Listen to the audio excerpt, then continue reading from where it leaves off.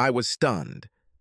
I had just returned home from the doctor's office with the most terrible news imaginable, and then I was told even more terrible news. I'm dying. Literally. I have an inoperable, extremely aggressive brain tumor. So I returned home, ready to tell my wife the bad news. When I entered the house, it was quiet. It was quite strange since we have a rather wild 8-year-old girl. She usually hears my car pulling into the garage and greets me when I enter the house. This time, this did not happen.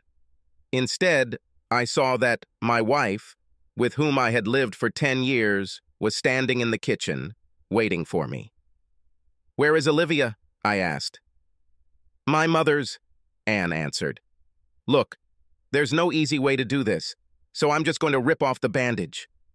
I've been cheating on you and Michael for the last 6 months. He's richer than you and can provide a much better life for Olivia and me.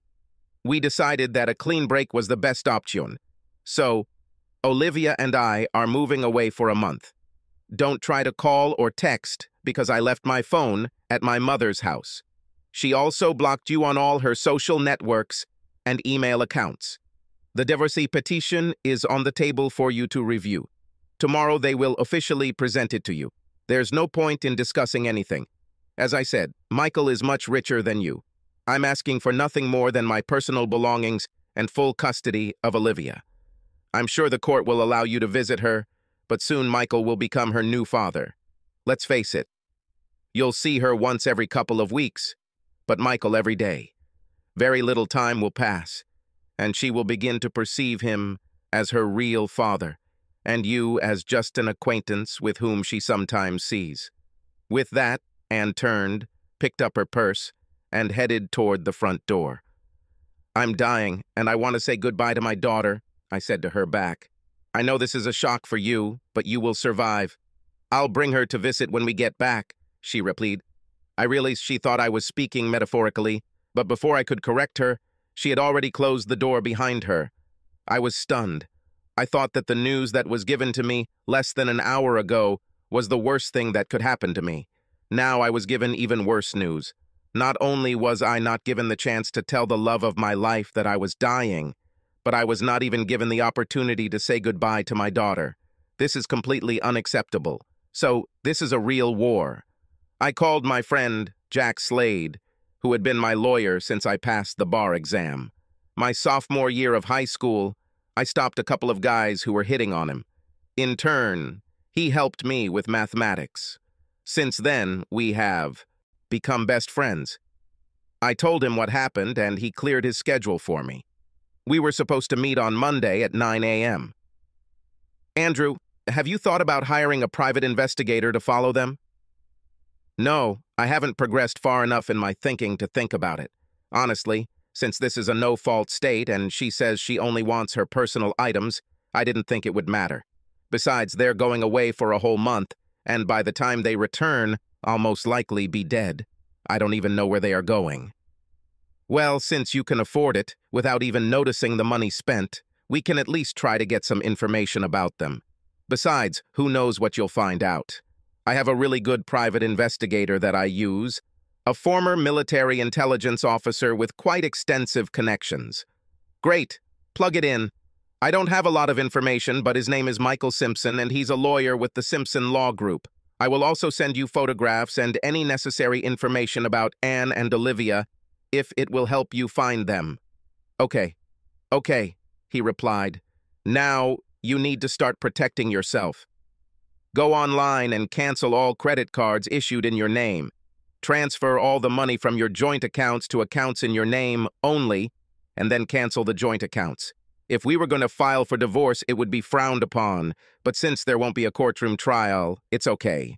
Additionally, we can use the divorce petition she gave you to show that she didn't want anything out of the divorce anyway.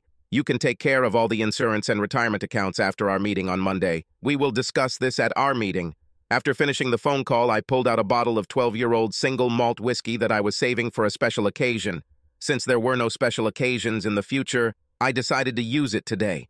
I fired up my laptop and started rummaging through my accounts. I paid off and canceled all the credit cards we had, transferred money from our joint checking and savings accounts to my personal checking account, which I kept to buy gifts for Anne.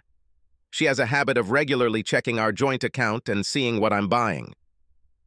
For the first couple of years of our life together, I couldn't surprise her with anything. After that, he began to buy her gifts from a personal account to which she does not have access. I spent most of the weekend trying to cut Anne out of my life. I went through the whole house and removed everything that had anything to do with her. I put all the things she left in a pile in the backyard. All our wedding photos, vacation photos, marriage certificate, and everything else related to her were piled up. I filmed everything. Finally, I took her wedding dress out of the closet. I filmed myself cutting it into pieces with a utility knife and then throwing it into a pile. He poured a whole bottle of lighter fluid onto the resulting pile and then threw a lit box of matches onto it. After that, I emptied the safe where we kept all of her expensive jewelry and several certificates of deposit that we used as investments. I collected the CDs, then took all the jewelry that was in the box, as well as everything else she left behind, and put it up for auction on eBay. Anything that didn't sell within the next 10 days would go to pawn shops and stores several states away. On Sunday, I received a text message from a hidden number. The display showed hidden, so I couldn't even track it. It contained a photograph of Anne and Olivia playing on the beach with Michael. For me, it was just another beach in some corner of the world. However, I forwarded the text message to Jack. After forwarding the message, I responded with my own. It contained a link to the cloud storage of my video. I added to the message, "You can take back all the personal belongings that are left in your hands." Monday morning, I met up with Jack and a guy named Gus. He looked serious. We started discussing options. It is clear that the controversial issue was divorce. It was more about what I wanted to happen after my death and how to arrange everything. All in all, I wanted my daughter to be well taken care of. I also didn't want my wife to benefit in any way. We decided to set up trust funds for Olivia. One trust is for her education. I wanted his funds to be used to pay for whatever education she wanted. He would even cover all medical school costs until she received her full medical license. Whatever is left after this will be given to her to start her life and career. Another trust fund was set up where she would have access to everything when she turned 30. The physical assets, cars, house, etc., will be held in trust until she is old enough to use them responsibly. This trust will be managed by my brother so he can live in the house while Olivia grows up.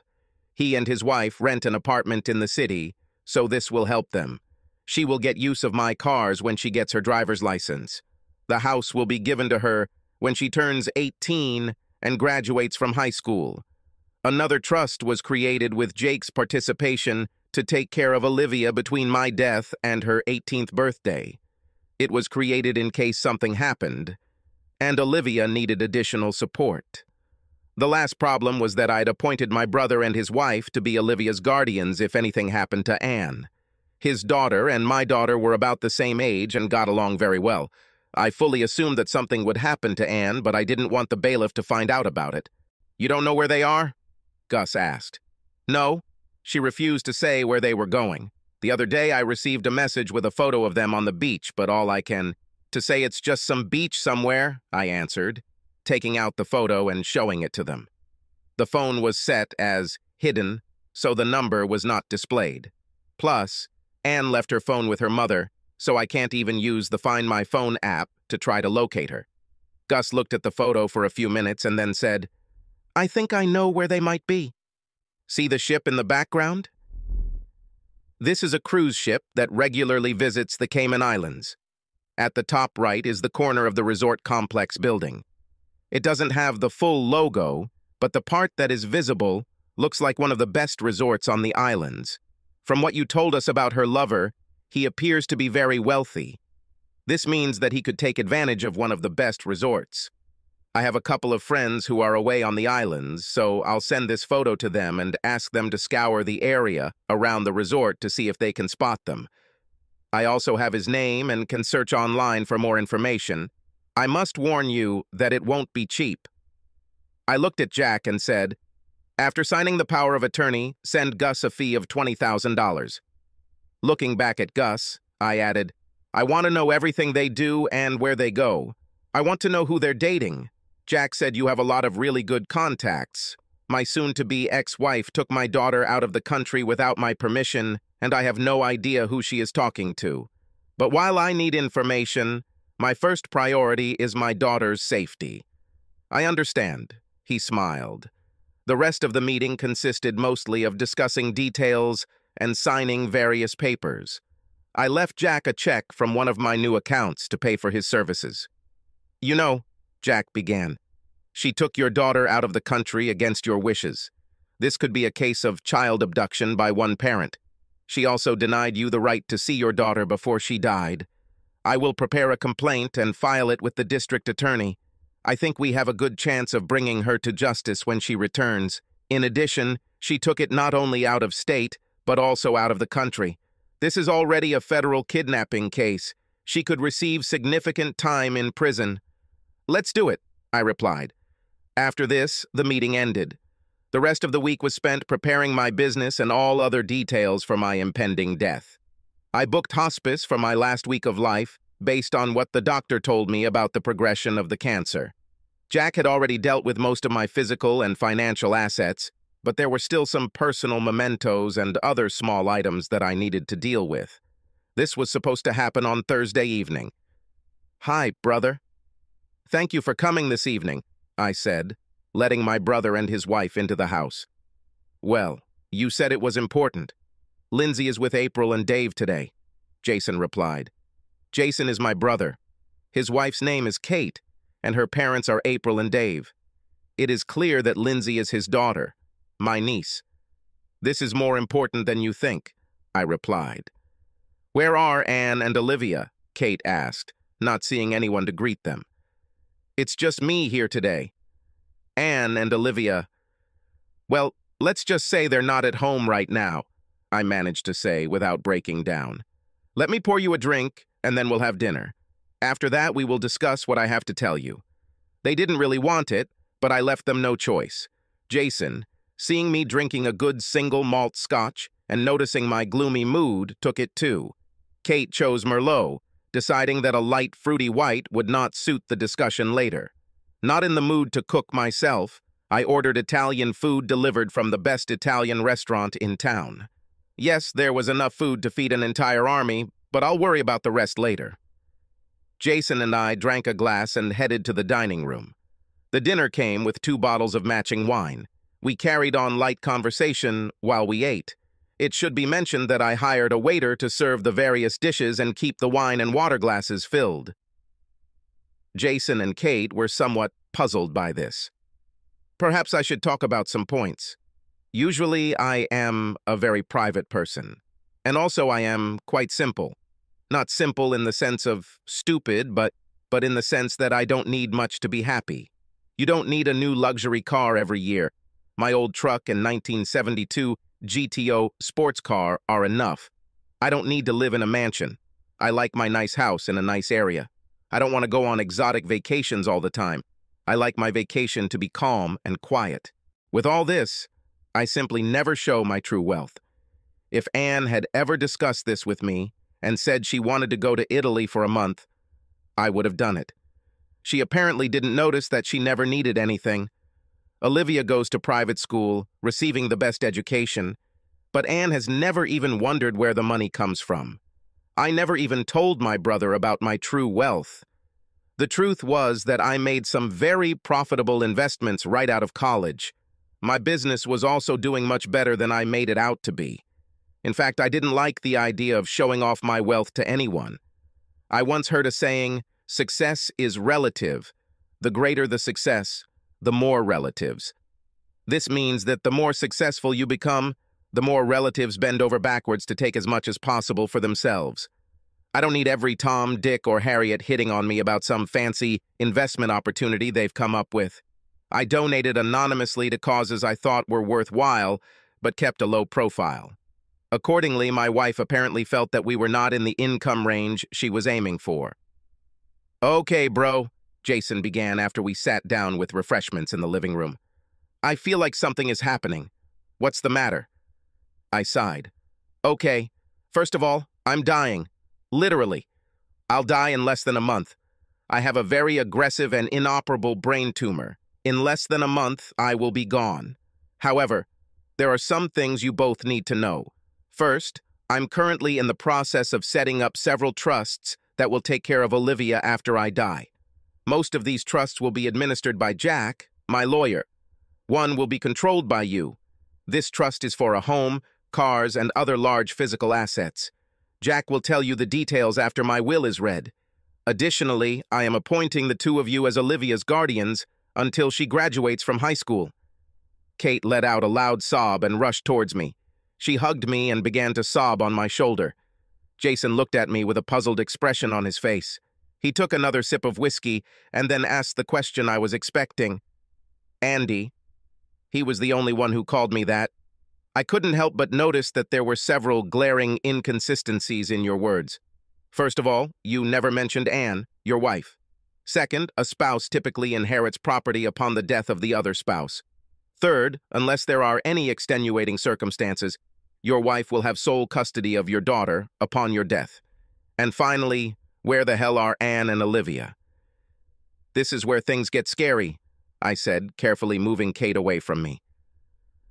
Last Friday, when I returned home, Anne was waiting for me. I was going to tell her the news that the doctor told me that day, but before I had time to say anything, she announced that she was leaving me for someone else.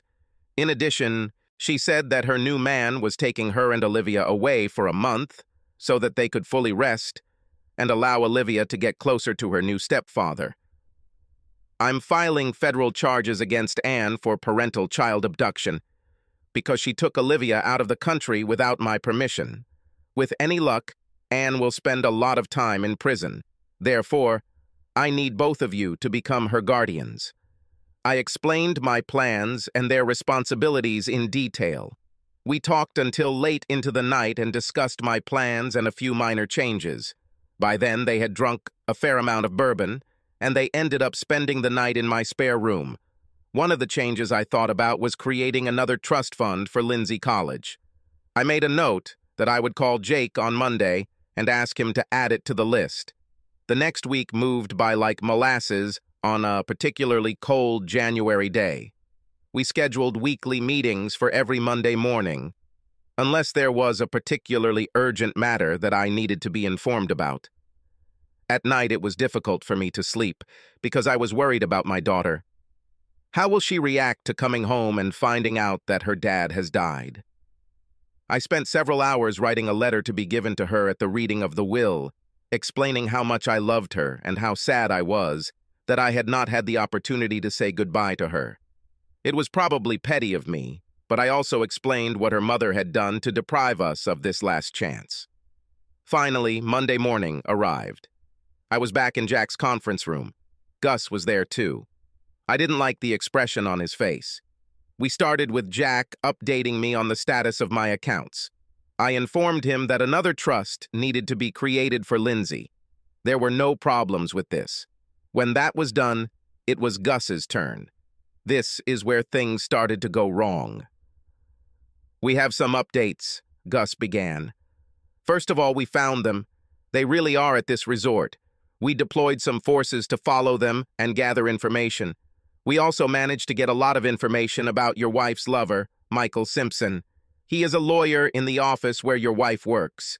I would like to immediately make a reservation that some of the information we collected cannot be used in court. It turned out that Mr. Simpson is a very unpleasant person. He does legitimate work for the company, but he also has some rather dubious friends. He and your wife spent a lot of time with this man while in Cancun. He handed me a photograph of a Latino across the table. His name is Julio Cabrera. He runs a large network of smugglers of illegal substances and weapons, and is also involved in human trafficking. His specialty is delivering young girls to rich men in other countries. This caught my attention. Are you saying that he is going to kidnap and sell my daughter into sexual slavery? We were able to capture fragments of conversations between Mr. Simpson and Mr. Cabrera that indicate this. They even discussed paying Mr. Simpson for his assistance. I was shocked, to put it mildly. Okay, I understand that my wife is a cheater, but I can't believe that she would agree to sell our 8-year-old daughter into the illegal sex trade. We don't think she's aware of this plan. All conversations about this that we recorded took place in her absence. She was either on the dance floor with another man, in the bathroom, or entertaining your daughter away from Mr. Simpson. Then what happens when she disappears? Surely she will cause a scandal and try to seek help from the authorities, I asked. We envision 2 scenarios for the development of events. The first scenario is that your daughter will be kidnapped at the end of the trip, leaving your wife with little time to react. Yes, she can file a complaint with the authorities, but she won't have time to do anything else before she has to leave. The second scenario is if she manages to draw too much attention to them. In this case, she will also disappear and end up either as a sex slave for a rich man in another country, or she will be sent to a brothel somewhere in South America. Anne, what have you gotten yourself into? I thought to myself. There is one more thing that we discovered. Perhaps this will be useful for you and my team. Your wife and Mr. Simpson went out clubbing almost every night, leaving Olivia alone in the room. My operatives are interested in the fact that your wife leaves a young girl alone for several hours at night. Posing as resort employees, 2 of them entered the room after your wife and Mr. Simpson had left and found your daughter fast asleep. It was not possible to wake her. They also found a bottle of sleeping pills in the bathroom and the remains of crushed pills in a cup next to your daughter's bed. We believe your wife is giving her daughter sleeping pills to help her sleep while she and Mr. Simpson have fun at night. That's all. The straw that broke the camel's back. I have to protect my daughter at all costs, and fuck that bitch. Jack, would you please leave the conference room and spend the next half hour giving Gus another $50,000 deposit? I asked. A look of concern appeared on Jake's face, but he stood up and left. So, new priorities.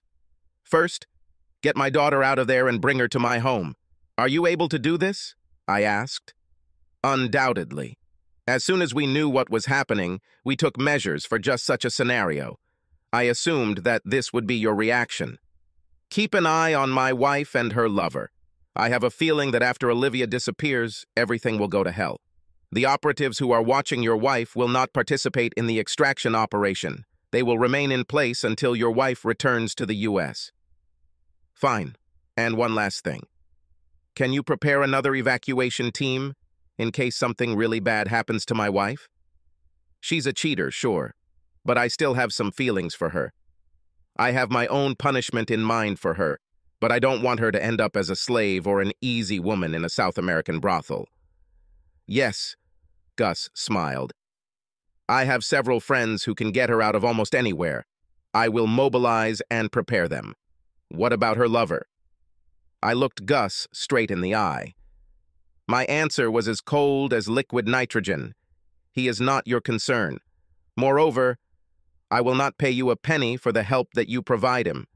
If he gets into trouble and you rescue him and my wife, I will deduct all the costs associated with his recovery from whatever you charge me for retrieving my wife. Gus laughed out loud. I think we have a complete understanding, Mr. Coleman. Michael and I entered the room around 3 o'clock in the morning. Around 6 o'clock in the evening, we went to dinner with Olivia. Returning to the room, we hung out a little and watched some stupid movie. When the movie ended, I made Olivia change into her pajamas, brush her teeth, then drink a glass of water before putting her to bed.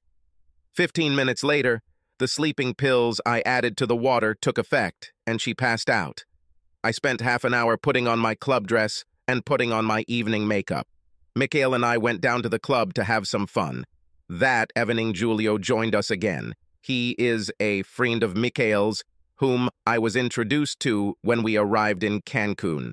Personally, I thought he was a little arrogant, but Michael emphasized that he was a big client and I should be polite to him. The next few hours were a lot of fun. I danced with Michael several times. Michael also invited me to dance some tunes with Julio and a few other men. When I returned to the table, my drink was always refilled. I wasn't worried about anything being mixed into the drink because Michael was always nearby. "Just let me check on Olivia and I'll be right back," I said, kissing my lover. Michael went left into the master bedroom, and I turned right to look into Olivia's room. As expected, I saw a tuft of blonde hair peeking out from under the blanket. Under the sheet and blanket, the outline of her body could be seen. Satisfied that she did not wake up while sedated, I returned to the bedroom and over the next few hours continued to express my gratitude to Michael for this vacation. The next morning, I woke up late. Before that, there was a long day of sightseeing, a beach holiday with Olivia, and an even longer night of partying and lovemaking with Michael. I trudged into the bathroom to do my morning ritual. After that, I put on my robe and went to the kitchen to make myself some coffee. I was surprised that Olivia doesn't watch cartoons yet. Of course, I gave her sleeping pills yesterday, but she should have woken up by now. After drinking my first cup of coffee, I went to check on my daughter. Her room was much brighter than when I looked in there last night. In this light, I noticed several oddities. Firstly, her hair, although still blonde, was not the same shade as Olivia's. Secondly, it seemed like there weren't enough pillows on the bed. After looking at the scene in front of me for a few minutes, I also noticed that there was no regular rise and fall of the blanket to indicate breathing. My first thought was that maybe my daughter had overdosed and died that night. I panicked. She screamed, calling Michael for help, and ran into the room to check on her daughter's condition. My initial panic turned into my worst nightmare as I yanked the covers off the motionless figure on the bed.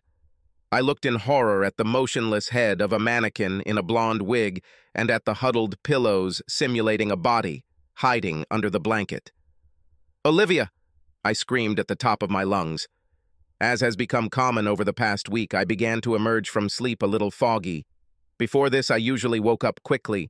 It seemed that after my mother and I arrived in Cancun, I no longer woke up the way I usually did. I tried to talk to my mom and that shady guy she seems to be sleeping with, but they just brushed me off, saying that the tropical climate was affecting me. This time, everything was a little different.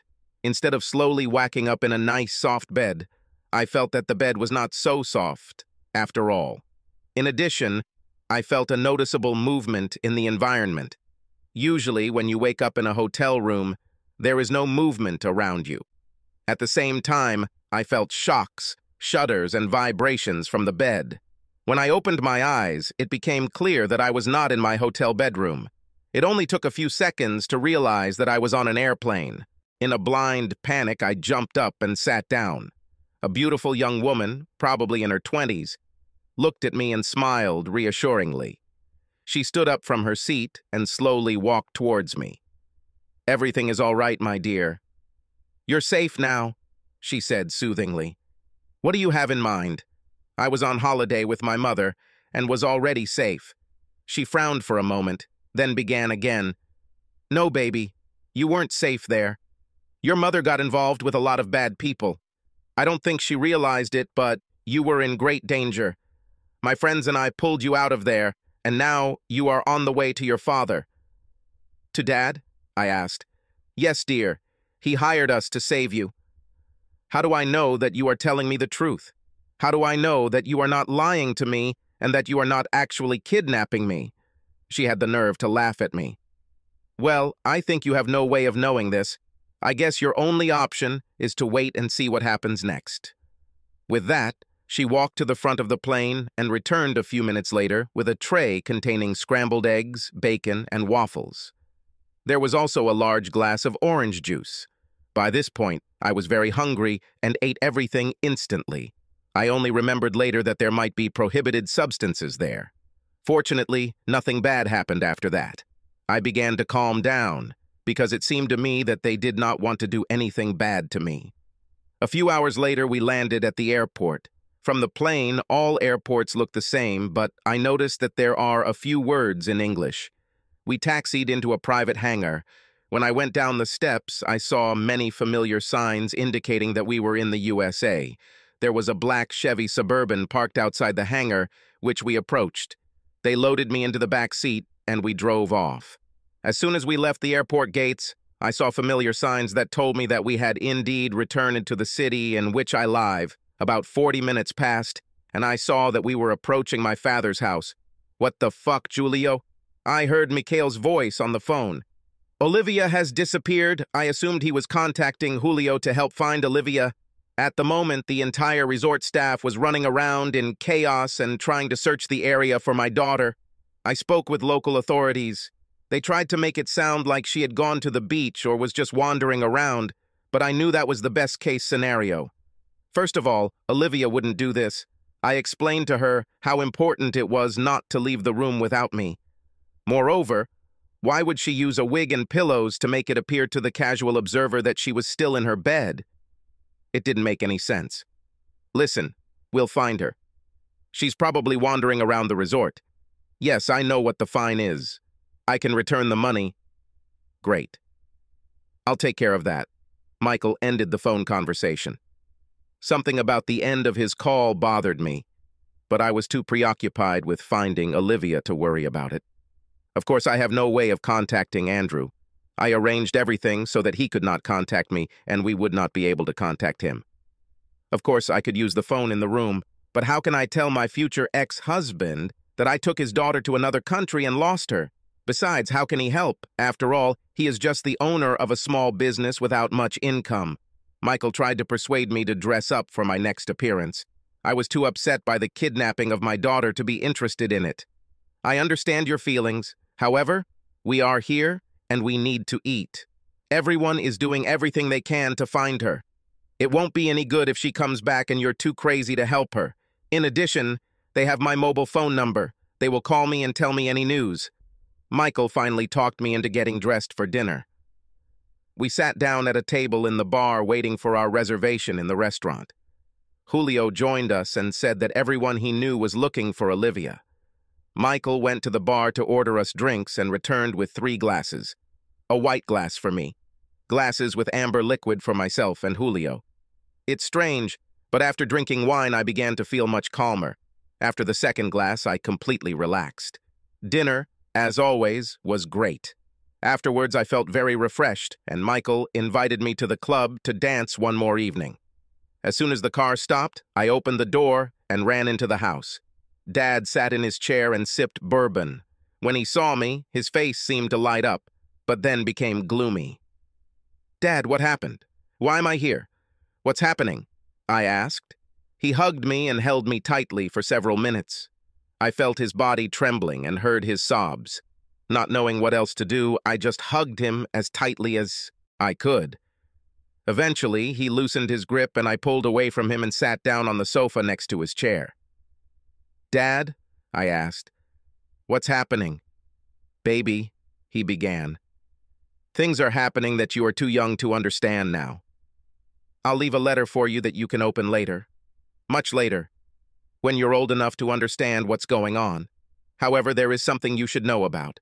After that, my dad told me about how my mom took me away to prevent my dad from seeing me for the next month while she filed the divorce papers. He said she was going to take me away from him and not let me see him anymore. He said he brought me here because he needed to see me again, and where I was in danger. He said that I would live with him for the next week, and after that, I would move to my uncle's house. I asked why I couldn't stay with him, but he just said that I would understand everything later. I hugged him and cried on his shoulder. I started to slowly wake up. I felt that something was wrong, but my head was foggy. I remembered that Michael and I went to dinner and then to the club. This seemed strange to me because I wanted to stay in the room in case I heard any news about Olivia. I drank a couple glasses of wine, but not enough to get really drunk.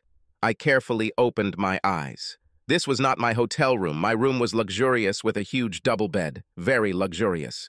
And here is a sparse room with a single bare light bulb in the center.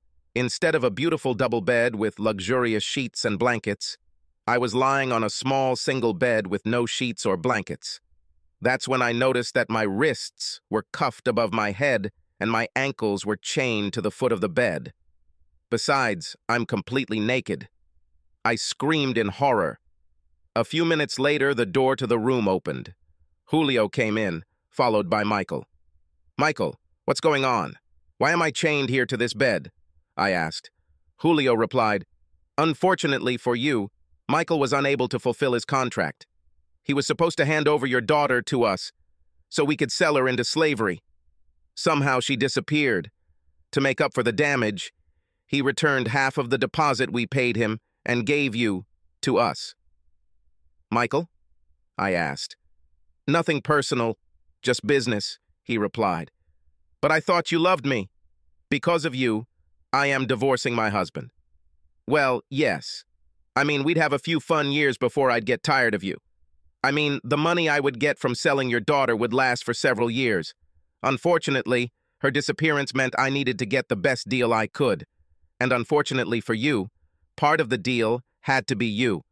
I will miss sex with you, but there are many other women in the world who also have little daughters." With these words, he turned and left. After he left, my life became hell. Olivia was sleeping in her room. The mental and physical exhaustion of the past few days had caught up with her, from being taken to a foreign country, from wondering what was going on and worrying about her dad, from the sleeping pills she was given so that her mom and this strange man could party all night, from being rescued and then knowing what they planned to do with her. All this is beyond the power of any person, especially a child. On top of that, she learned what her mother had done to her father, taking her away from him when he was dying. She began to sob, realizing that he would die before they returned from the trip. She was then even more shocked when she was told that Michael was actually planning to sell her into slavery, and she would never return from the trip. I was sitting at my desk in my home office, contemplating my final instructions in the event of my death, when the phone rang. Looking at the caller ID, I saw that the private detective I had assigned to follow my wife was calling. "Yes," I answered. "We are making progress. We assumed that this could happen, and therefore we took everything into account. It will take us a couple of days to implement it, but how it will happen and whether it will happen at all is up to you to decide," he said. "What's happening?" I asked. "Since Olivia disappeared before she was handed over to the merchants, they decided to take your wife instead. She won't bring as much as your daughter could, but she will still fetch a good price. She was kidnapped last night. We managed to track her to a complex located 10 miles from the city. It is guarded, but is not a fortress. One of my operatives is hidden outside the complex and is conducting surveillance." "What about Michael?" I asked. "He seems to be aware of the matter. We caught snippets of conversation from their room before she was kidnapped, and it appears that because of the loss of Olivia, he had to return some of the money and give them to your wife. This was done to save his own skin and also to remain profitable." "Can you get her out?" "Yes, but it will take a couple of days and it will be bloody. My sources say she will go through hell until we can save her." "Do it. I hate her, but my daughter will never forgive me if she finds out that I could have saved her and didn't." "And Michael? Don't waste your time and energy on him. Even if it can be pulled out just as easily at the same time, do not lift even one finger for it. You understand that when your wife is saved, they will take it out on him. If he was very lucky, he would only be tortured for a couple of days before he was killed. The boomerang effect, isn't it? All clear." The call was interrupted. After 3 days of hell, I was dragged back to my cell. Michael was waiting for me there. "I just came in to say goodbye. You were a great lover, but business is business. It's either you or me. If I had let you go, they would have taken me. In this case, I would be lucky if they just killed me," he explained. "How can you do this to others?" I asked. "Do you have no conscience at all?" He just laughed. "Actually, no. Plus, I make a ton of money from it." Suddenly, we heard a noise in the corridor, lots of screaming and even a few shots. Before we had time to think what was happening, 4 large men in black tactical suits and masks burst through the door with machine guns drawn. "What is your name?" commanded a rough voice. "Ann Connors," I answered. "Michael Simpson," Michael answered. He pointed at Michael and ordered, "You, take off your clothes." Pointing at me, he added, "You put on his shirt and underpants." "What the fuck?" Michael shouted. "She is naked and cannot come with us without being dressed." "And what about me? And you will stay here, and hurry up, otherwise we will have to remove them from your corpse." The big man emphasized this by putting the muzzle of a gun to Michael's head. Within moments, I was wearing Michael's shirt. He got his panties dirty, so I threw them away. As I was escorted through the complex, I noticed about a dozen other men dressed in black, escorting several women to several black SUVs. I'm guessing the drivers were NASCAR drivers because they were going faster than I thought was safe on those roads. We arrived at an abandoned airport, where we were loaded into an old plane. As soon as the plane took off, I was handed a glass of amber liquid. I saw a few guys had one and were drinking it, so I figured it was safe. A sip showed that this was a very good bourbon. From initial fatigue, adrenaline, and alcohol, I fell asleep. Epilogue. Olive's mom was taken to a private medical clinic. She lay there for several weeks, recovering from her experience. I visited her several times. She always asked about Dad, and I refused to tell her anything. She was upset that he didn't visit her at all. I asked her what she expected after what she did to him. At first, she was relieved that I was safe because she didn't know what happened to me, and she was shocked when I told her that Dad had found out about Michael's plans for me and sent people to save me. When Mom was finally discharged from the clinic, she asked me to take her to Dad. "Honey, this is a cemetery. Why are we here?" she asked. "Daddy's here," I answered. "What do you mean?" "Dad wanted to tell you about this in the evening when he returned home. He had just returned from the doctor's office. He had a very aggressive and inoperable brain tumor. He was actually dying. His funeral took place 3 days ago." My God, I thought he was just playing to the crowd. After Mom cried a little over Dad's grave, I asked the driver to take us to his lawyer's office. The shocks for Mom continued. During the reading of her father's will, she learned how rich he really was. He left $10 million to his brother. True, he left my mother a lifetime allowance of $5,000 a month. It was placed in a trust fund, which earned certain interest. Monthly payments are made from accrued interest. He put the rest in a trust fund for me that his brother would manage. I could access it for college and some other purposes. I will only get full access after I turn 30. When Mom found out the true amount of the trust fund, she fainted. The other problem was that my Uncle Jason and Aunt Kate were appointed as my guardians until I turned 18 and finished school. Mom began to rage about this until the lawyer showed her all the evidence that would be presented to the court to show her as an unfit mother. He also detailed that much of this information could be taken to court, and she could be sent to prison for several years. Mom signed the papers resignedly. Uncle Jace and Aunt Kate moved into our house. They were renting anyway, and it allowed me to continue studying at the school I was already going to. Mom moved to a small 2-room apartment. This way I could stay with her overnight when I visited her. Yes, I was still angry at her for what she did, but she was still my mom. I continued to study, eventually graduating with honors and going to college. I went to law school and became an attorney. After gaining control of my trust funds, I began working for nonprofit organizations helping victims of human trafficking. Julio tried to contact me several times. He also contacted his mother. I told Uncle Jace about this. I never heard anything more about him. A few years later, I learned that one night, several large men in black tactical suits came to see him. Mom actually saw a psychologist about the trauma she had experienced. She got a job in retail at one of the large department stores. She doesn't date, but she has a few friends with benefits that she dates. One of them is even a woman. She never spoke to me about what she went through during those terrible days, but she remembers Mei Ling and several other women held in this complex with fondness. Strange. In general, that's all. Yes, Mom screwed up, but she was also a victim. She was very badly burned for her actions, but I feel some compassion for her. She will survive and regret her decisions, but she will never be as rich as she expected. Subscribe to our channel so that your second chaff doesn't cheat on you, and go ahead and listen to the next story, because this story is nothing compared to the next one. If you're under 18, don't even think about listening to the next one.